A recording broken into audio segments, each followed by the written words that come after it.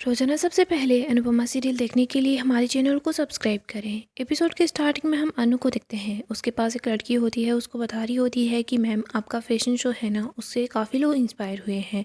हम अपनी एक मैगजीन छापना चाहते हैं, उसमें आपकी जर्नी के बारे में बताना चाहते हैं। आप हमारी हेल्प करेंगी ना? अनु बोलती है कि मेरी जर्नी। भारती बोलती है कि हाँ अनुताई, आपसे काफ़ी लोग इंस्पायर होंगे। भारती बोलती है अनुताई आप मना नहीं करेंगी। जब टीवी पर किसी का इंटरव्यू आता है और वो लोग इंग्लिश बोलते हैं ना, तो आम औरत यही सोचती है कि इनको तो अंग्रेजी आती है तभी तो ये आगे बढ़ गई। लेकिन वो अपने ही जैसी किसी औरत का टीवी पर इंटरव्यू देखेगी ना, तो उन लोगों को हिम्मत मिलेगी। अनु याद करती है कि कैसे वो मुंबई में आई थी, कैसे उसके साथ क्या कुछ नहीं हुआ। वो लड़की बोलती है कि मैम आप इंटरव्यू देंगी ना? अनु बोलती है कि हाँ। बोलती है कि ठीक है, मैं आपके पास कॉल कर दूंगी, आपको बता दूंगी कि इंटरव्यू कब होगा, टाइम भी बता दूंगी। वो वहाँ से चली जाती है। अनु और भारती दोनों बहुत ही ज़्यादा खुश हो जाती है। भारती बोलती है कि वाह अनुताई, पहले डांस करना, इसके बाद खाना बनाना, इसके बाद फैशन शो। आपकी वजह से ईशू और परी को काम मिल गया है, और अब देखो आपका इंटरव्यू भी होने वाला है। लगता है आपके अच्छे दिन आ गए हैं। अनु बोलती है कि लोग बोलते हैं कि बुरे वक्त से डरना नहीं है और अच्छे वक्त पर इतराना नहीं है, क्योंकि वक्त बहुत ज़्यादा जल्दी बदल जाता है। तभी अनु के पास रजनी का कॉल आता है। भारती वहाँ से चली जाती है। अनु रजनी से बात करती है। रजनी बोलती है कि अनु तू कब फ्री होगी? अनु बोलती है कि क्यों, क्या हुआ? रजनी बोलती है कि बता तू कहाँ पर है? अनु बताती है कि मैं तो सेट पर हूँ। रजनी अनु को बोलती है कि तुझे जल्दी से मैं पिक करने के लिए आ रही हूँ, तुझे मेरे साथ चलना होगा। अनु बोलती है कि बता तो सही क्या हुआ है। रजनी बताती है कि मेरी बेटी आने वाली है क्रिसमस पर, तो मुझे उसके लिए ढेर सारे गिफ्ट लेने हैं। तेरी तो बेटी भी है, पोता पोती भी है, तो तुझे तो पता होगा ना कि लड़कियों को क्या पसंद है। अनु बोलती है ठीक है, मैं आ जाऊँगी। अनु वहाँ पर वरुण को देखती है। वो देखती है कि वरुण भी खाना लेकर आया है। अनु बोलती है कि तुम यहाँ पर? वरुण बताता है कि सरिता ताई ने मुझे यहाँ भेजा है। अनु बोलती है मैं तो तुम्हारी मम्मी के साथ बाहर जा रही हूँ, ये सारा का सारा खाना भारती को दे दो। वरुण भारती को देख रहा होता है। आगे हम सा हाउस का सीन देखते हैं। तोशु और पाखी काफ़ी अच्छे से रेडी हो रखे होते हैं। बा बोलती है कि अब ये दोनों मिलकर फिर से क्या करने वाले हैं। बापूजी बोलते हैं कोई नई बेवकूफ़ी करेंगे। किंजल बोलती है कि तोशु तुमने मेकअप किया है। पाखी बताती है कि तोशु भाई का मेकअप मैंने किया है, ताकि ये कैमरे पर थोड़े अच्छे दिखें। तोशु बोलता है कि हम लोग कैसे लग रहे हैं? बा बोलती है कि हमेशा की तरह बिल्कुल गधेड़े लग रहे हो। बा बोलती है कि घर में काला चश्मा लगा कर क्यों घूम रहे हो?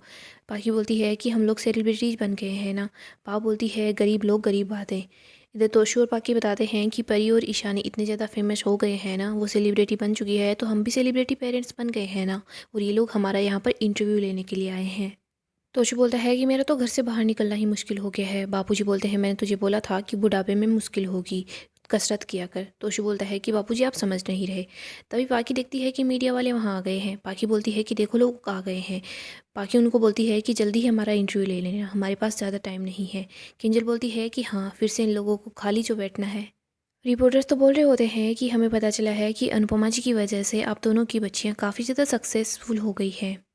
पाखी बोलती है नहीं, सारा क्रेडिट हमें ही जाता है, क्योंकि हमने ही अपनी बेटियों को इतनी ज़्यादा फ्रीडम दी है।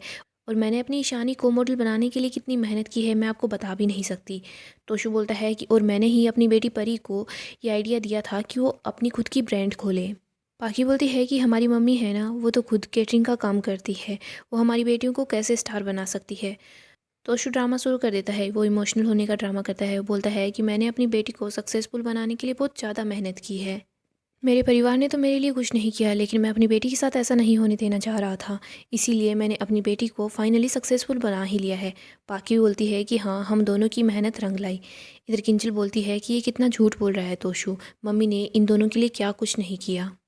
बाबूजी बोलते हैं कि अनु है ना, हमेशा सबको अपना समझती है, तभी तो उसको धोखा मिलता है। इधर किंजल बोलती है कि मम्मी को समझना होगा कि कौन अपना है, कौन धोखा देने वाला है, तभी तो मम्मी मुंबई में टिक पाएगी। आगे हम अन्नू को रजनी के साथ देखते हैं। वो दोनों मिलकर शॉपिंग कर रही होती हैं।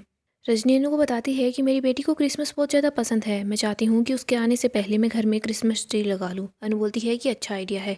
रजनी बोलती है ये तो अच्छा हुआ तुम मेरे साथ आ गई, वरना मैं अकेले शॉपिंग नहीं कर पाती। अनु बोलती है कि जब सहेली के साथ शॉपिंग करते हैं ना, तो ज़्यादा मज़ा आता है। रजनी अपने मन में सोच रही होती है कि अनु की बातों से ऐसा नहीं लगता कि अनु को प्राग के प्रोजेक्ट के बारे में कुछ पता होगा। रजनी सोचती है मुझे पता लगाना होगा अनु को कितना पता है, क्या पता है। रजनी बोलती है कि अनु तेरी बेटी बहुत बड़े घर की बहू है ना। अनु बताती है कि हाँ, पराग कोठारी, वो लोग हीरो का व्यापार करते हैं, तुमने नाम तो सुना ही होगा। रजनी बोलती है कि हाँ, नाम सुना सुना लग रहा है। रजनी बोलती है तुम्हारी बेटी वहाँ पर खुश तो है ना अपने ससुराल में? अनु बोलती है कि हाँ। जब पति प्यार करता हो और साथ देता हो ना तो सब कुछ अच्छा हो जाता है। रजनी बोलती है कि अच्छी बात है। जब कोई लड़की अपने घर से बड़े घर की बहू बनकर जाती है ना तो लोग उसे ताने सुनाते हैं। ताने सुन सुनकर ही दिमाग खराब हो जाता है। अनु को याद आता है कि कैसे प्रेम ने उस दिन राही पर कितना गुस्सा किया था। पराग और मोटिवा ने भी कैसे राही पर गुस्सा किया था। अनु बोलती है कि दोनों परिवार में अंतर तो बहुत है लेकिन सब कुछ ठीक है। अनु के पास प्रार्थना का कॉल आता है। अनु प्रार्थना को बोलती है तो ठीक तो है ना। प्रार्थना बोलती है कि अनु माँ, कुछ ही दिनों में मेरी गोद भराई की रस्म है। आप, अंश और मेरे ससुराल वाले नहीं आएंगे ना तो मैं गोद भराई की रस्म नहीं करवाऊंगी। अनु बोलती है कि बेटा तू समझ। प्रार्थना बोलती है कि मैंने मोटिवा को भी बोल दिया है और आपको भी बोल रही हूँ, मैं अपनी गोद भराई की रस्म नहीं करवाऊंगी, आपको यहाँ ज़रूर ही आना होगा। प्रार्थना बोलती है मैं आपको सारी की सारी डिटेल मैसेज कर दूंगी। प्रार्थना कॉल कट कर देती है। अनु प्रार्थना के लिए परेशान हो जाती है। रजनी बोलती है कि क्या हुआ, अपनी सहेली को कुछ भी नहीं बताएगी। अनु बताते ही है कि ये प्रार्थना है ना, उसकी गोद भराई की रस्म है, ये मेरी अंश की पत्नी है और पराग कोठारी की बेटी है। अनु रजनी को बता देती है कि कैसे अंश और प्रार्थना की शादी हुई और पराग ने बोला था कि तुम लोग इस घर में कभी भी कदम मत रखना। अनु बोलती है कि इसी वजह से मैं उस घर में नहीं जा सकती, लेकिन प्रार्थना जिद कर रही है कि मेरा वहाँ होना ज़रूरी है। अनु रजनी को बता देती है कि ऐसे ही छोटी सी गलतफहमी हो गई थी, उसकी वजह से पराग जी और उनकी माताजी मुझे पसंद नहीं करते, लेकिन वो लोग हैं बहुत अच्छे। मैं अकेली ही रिश्ता कहाँ तक निभाऊंगी। उस परिवार के लोग चाहते हैं कि मैं वहाँ नहीं जाऊँ, लेकिन बच्चे चाहते हैं कि मैं वहाँ पर जाऊँ। मुझे बच्चों को समझाना होगा। और वैसे मैं कान्हा जी से प्रे करती हूँ कि दोनों परिवार के बीच सब कुछ ठीक हो जाए, ताकि सारे के सारे त्यौहार दोनों परिवार साथ मिलकर मनाएं। अनु दूसरी साइड चली जाती है। रजनी सोच रही होती है कि अनु ऐसा कभी भी नहीं होगा, मैं नहीं चाहती कि दोनों परिवार एक जगह हो। आगे हम भारती और वरुण को देखते हैं। भारती काफ़ी ज़्यादा थकी होती है। वरुण बोलता है कि भारती क्या हुआ, तुम इतनी थकी क्यों लग रही हो। भारती बोलती है कि आज मेरा व्रत है। वरुण बोलता है कि व्रत में भारी सामान नहीं उठाते, ये सारा सामान मुझे दे दो। भारती को अचानक से चक्कर आने लगते हैं। वरुण उसको गिरने से बचा लेता है। आगे हम अनु और सरिता को देखते हैं। अनु सरिता को बोलती है कि थैंक यू, तुमने वड़ा पाव भेजे। सरिता बोलती है कि अनु मैं दूर का सोच लेती हूँ, मुझे पता चल गया था कि खाना ख़त्म होने वाला है। जस्सी बोलती है कि ईशानी और परी कहाँ है और अभी तक भारती भी यहाँ नहीं आई। तभी वरुण भारती को वहाँ पर लेकर आता है। सब भारती के लिए परेशान हो जाते हैं। वरुण बोलता है कि मासी जल्दी से पानी लेकर आओ। वरुण भारती को अपने हाथों से पानी पिलाता है। वो बोलता है कि मुझे पता है तुम्हारा व्रत है, लेकिन तुम पानी तो पी ही सकती हो ना। वरुण भारती की बहुत अच्छे से केयर करता है। अनु को फिर से रजनी की बात याद आती है। रजनी ने बोला था कि मैं अच्छी सी लड़की देखकर वरुण की शादी कराना चाहती हूँ। वरुण बोलता है कि मासी वो बर्तन नीचे गिर गए थे, मैंने धोए तो हैं लेकिन उनको फिर से धोना पड़ेगा। वरुण बोलता है कि हाँ मासी, आप तो वैसे भी बहुत ज़्यादा बिजी रहते हो ना।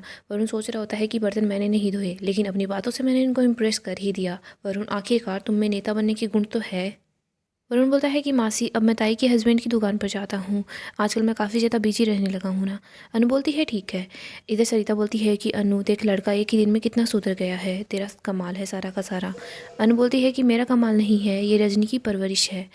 सरिता वहाँ से चली जाती है। इधर जस्सी वरुण की तारीफ़ करती है। वो बोलती है देखो, बर्तन मांजना भी शुरू कर दिया है, ये अच्छा नेता बनेगा, जनता भी खुश और होने वाली बीवी भी खुश हो जाएगी। अनु, तूने देखा ना कैसे उसने भारती को अपनी गोद में उठा रखा था। भारती बोलती है कि प्लीज़ जस्सी तू ऐसी बातें मत कर। इधर अनु भारती को बोलती है कि शाम को हम गणपति बप्पा की आरती करेंगे, क्योंकि सब कुछ अच्छा हो रहा है तो भगवान को थैंक यू तो बोलना ही है। आगे हम मोटिवा और गौतम को देखते हैं। मोटिवा गौतम को बोलती है कि पराग को अकेले क्यों जाने दिया, आपसे काम हैंडल नहीं हो रहा था क्या। गौतम बोलता है कि मोटिवा, सारी की सारी डील पहले ही कंफर्म हो चुकी है, रजनी जी ने सिग्नेचर कर दिए थे और अब एनओसी मिलना बाकी है। एनओसी तो अब चोल वालों के पास है ना। मोटिवा बोलती है लेकिन पराग अकेला वहाँ पर क्यों गया। गौतम बोलता है कि मुझे कुछ नहीं बताया। मोटिवा परेशान हो जाती है। गौतम बोलता है कि कोई प्रॉब्लम है क्या। गौतम बोलता है कि डैड और रजनी जी एक दूसरे को पहले से जानते हैं क्या। मोटिवा बोलती है कि नहीं, ऐसा कुछ नहीं है। इधर गौतम सोच रहा होता है कि मुझे तो लगता है कि ऐसा ही कुछ है, आप दोनों मिलकर कुछ न कुछ छुपाने की कोशिश कर रहे हैं, लेकिन मेरा नाम भी गौतम गांधी है, मैं पता लगा कर ही रहूँगा। कड़े मुद्दे उखाड़ने में मुझे बहुत मज़ा आता है। आगे हम अनु और बाकी सब लोगों को देखते हैं। सब साथ मिलकर गणपति बप्पा की आरती करते हैं। पराग को देखते हैं। पराग गाड़ी में रजनी की तरफ आ रहा होता है। इधर हम देखते हैं जस्सी आरती कर लेती है। भारती आरती करने के लिए आती है तो उसको चक्कर आ जाते हैं। वरुण उसको फिर से गिरने से बचा लेता है। उसको बोलता है कि तुम ठीक तो हो ना। अनु अपने मन में सोचती है कि पापा आपकी कृपा से फैशन शो इतना अच्छा हुआ, मेरी भी जान बच गई, राही को भी कुछ नहीं हुआ, प्रेम का काम भी बहुत अच्छे से हो गया, परी और ईशु को काम भी मिल गया, आपको बहुत बहुत थैंक यू। अनु सब लोगों को प्रसाद दे देती है। अनु सोचती है कि आज रजनी परेशान है, मुझे उसके पास जाना चाहिए, उससे जाकर प्रसाद दे देती हूँ, उसे अच्छा लगेगा। अनु बोलती है कि जस्सी, भारती, मैं थोड़ी देर में वापस आ जाती हूँ।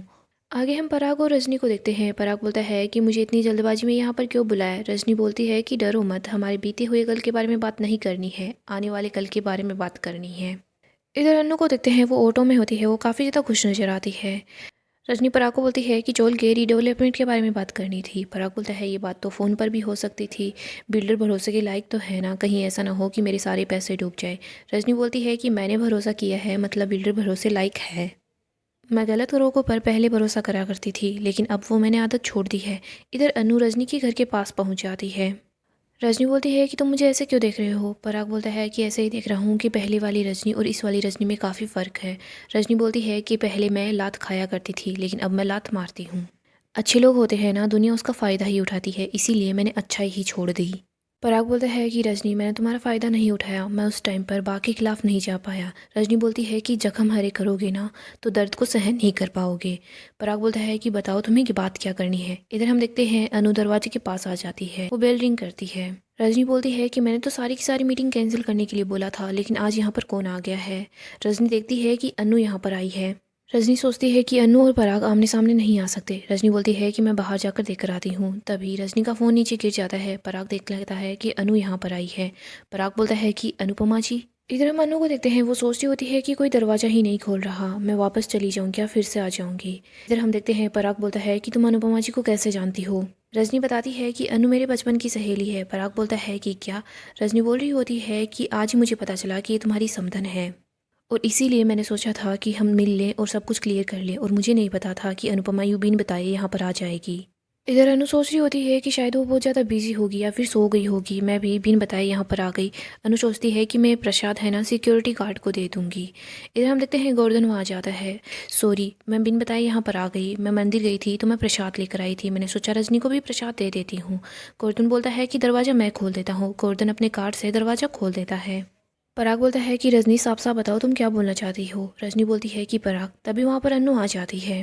गाइस, डेली अपडेट के लिए आप हमारे चैनल को सब्सक्राइब करें, साथ ही साथ वीडियो को लाइक भी कर दें। अपकमिंग एपिसोड काफ़ी ज़्यादा धमाकेदार होने वाला है। अपकमिंग एपिसोड में हम देखेंगे अनु सोच रही होती है कि ये चोल है ना हमारे लिए बहुत ही ज़्यादा लकी है। मैं तो चाहती हूँ कि हमारी भारती की ज़िंदगी में भी सब कुछ अच्छा हो। मैं ये चाहती हूँ कि उसकी शादी हो जाए, उसकी विदाई इसी चोल से हो। अनु यही सब कुछ सोच रही होती है। वो बच्चों के पास होती है, उनको बोलती है कि चलो मैं आप लोगों को आज हेल्दी वाला बर्गर बनाना सिखाती हूँ। अनु डांस कर रही होती है, साथ ही साथ बच्चों को सिखाती है कि उनको बर्गर कैसे बनाना है। इधर हम वरुण को देखते हैं। वरुण ये सब कुछ देख रहा होता है। वरुण सोच रहा होता है कि औरत है ना, इसे अच्छे से पता है कि लोगों का दिल कैसे जीतना है। मुझे बस इसी के आसपास रहना है, मैं भी लोगों का दिल जीतना सीख ही जाऊँगा। वरुण भी वहीं पर आ जाता है। सब मिलकर साथ डांस भी कर रहे होते हैं, बर्गर बना रहे होते हैं। वरुण भी अनु के साथ ही होता है, वो भी डांस करता है। वरुण सोच रहा होता है कि मुझे अनुपमा जोशी का दिल जीतने के लिए पता नहीं क्या क्या करना पड़ रहा है। दूसरी तरफ हम देखते हैं कि पराग परेशान होता है। वो सोचता है कि अगर अनुपमा जी को मेरे और रजनी के पास्ट के बारे में पता चल गया तो। पराग इसी बात को सोचकर परेशान हो रहा होता है। इधर हम रजनी को देखते हैं। वो सोचती है कि अनु को पता नहीं चलना चाहिए कि जो वहाँ टावर बनने वाला है उसमें मैं भी हिस्सेदार हूँ, वरना वो कभी भी मुझ पर ट्रस्ट नहीं करेगी। आगे भी हो सकता है कि मेरे वो बहुत काम आए, लेकिन मुझे अनुपमा से होशियार रहना ही होगा।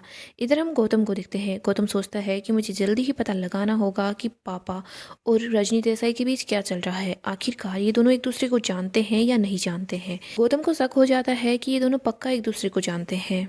सभी लोग एक साथ बैठे होते हैं। यहाँ पर गौतम को ये भी पता चलता है कि अंश ने और बा ने फिर से मिलकर अपनी कंपनी खोल ली है और उन दोनों की कंपनी काफ़ी ज़्यादा अच्छी चल रही है।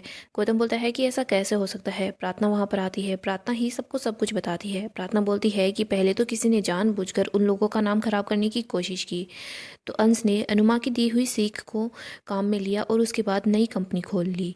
प्रोडक्ट वही है, लेकिन उन्होंने बस नाम चेंज किया है। और देखो उन लोगों की कंपनी कितनी अच्छे से चल रही है।